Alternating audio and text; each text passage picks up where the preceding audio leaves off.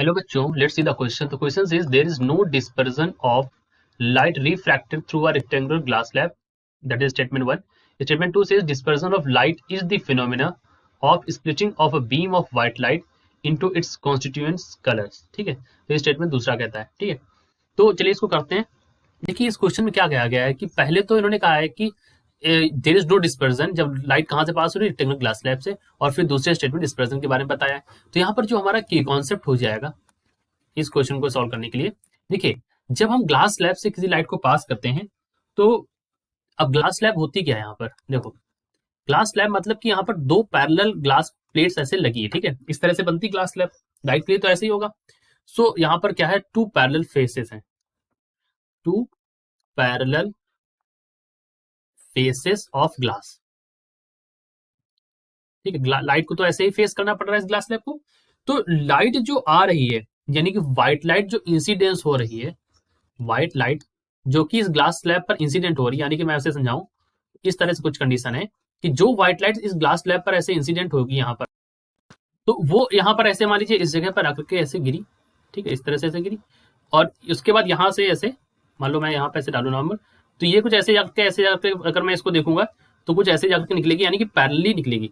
तो यहाँ पर ये जो इंसिडेंट रे होगी इसके जस्ट पैरेलल यहाँ पर ऐसे आपको दिखाई देगी. ठीक है, यानी कि ये जो रीजन होगा एक्चुअली, सो ये अगर मैं इसको बनाऊं, लेट मी क्रिएट दिस, तो ये जो होगा ना इसके अंदर ही ऐसे बनाओ पूरा ग्लास स्लैब इसको कवर हो, तो ये इसके अंदर से ऐसे जाएगी.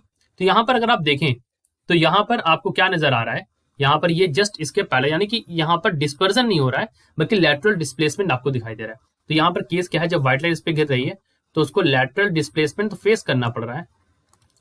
ठीक है, लेकिन यहाँ पर डिस्पर्जन नहीं है, यहाँ पर डिस्पर्जन यहाँ पर नहीं, उसको फेस करना पड़ रहा है. ठीक है, तो यानी कि लैटरल डिस्प्लेसमेंट है लेकिन डिस्पर्जन यहाँ पर नहीं है ग्लास स्लैब के केस में. बात समझे? तो यहाँ पर ये जो है कि उन्होंने कहा there is no dispersion of light reflected through a rectangular glass slab, ये बात सही है, this is true. So there is no dispersion, ये स्टेटमेंट यहाँ पर हमारा सही है. जैसा कि आपने यहाँ पर देखा भी कि यहाँ पर क्या हो रहा है कि यहाँ पर आपको लैटरल डिस्प्लेसमेंट दिखाई दे रहा है. अब आप पढ़ें यहाँ पर अगर सेकंड स्टेटमेंट, तो उन्होंने कहा है dispersion of light is the phenomena of splitting of beam of white light into its 7 constituent colours. ये बात कही. तो देखो इन्होंने जो डिस्पर्जन की डेफिनेशन दी है यहाँ पर, डिस्पर्जन मतलब क्या है, splitting of white light into 7 constituent colours. ये डिस्पर्जन की डेफिनेशन सही है, लेकिन ये हमारा जो रीजन है इसका रीजन ये नहीं है, ये रीजन इसको नहीं एक्सप्लेन कर रहा है, यानी कि रीजन तो गलत नहीं है ये, बट स्टेटमेंट हमारा करेक्ट है. तो यानी कि जो हमारा सही आंसर हो जाएगा वो क्या हो जाएगा, ऑप्शन नंबर बी, कि both assertion and reason are true, both are true, but R is not the correct explanation of A. तो ये वाला स्टेटमेंट यहाँ पर ऑप्शन नंबर बी जो है यहाँ पर सही है. ठीक है, तो मैंने आपको बताया, यहाँ पर फिर से एक बार समझ लेते हैं कि ग्लास स्लैब है, यहाँ पर दो पैरेलल ग्लास फेसेस है ग्लास के. तो यहाँ से अगर व्हाइट लाइट डाल रहे हैं यहाँ पर, तो यहाँ पर जो लाइट आ रही है यहाँ से, इसमें कोई यहाँ पर कोई डिस्पर्जन नहीं है, जैसा कि प्रिज्म के केस में होता है. प्रिज्म के केस में जो लाइट होती है वो डिस्पर्ज हो जाती है डिफरेंट उसमें. यहाँ पर ऐसा डिस्पर्जन नहीं होता, प्रिज्म में होता है डिस्पर्जन. ठीक है, यानी यहाँ पर सिर्फ आपका लैटरल डिस्प्लेसमेंट होगा. ठीक है, और यहाँ पर जो होगा डिस्पर्जन जो होता है उसकी डिफिनेशन बताइए. तो correct option is option number B. So I hope you understood it well. Best of luck.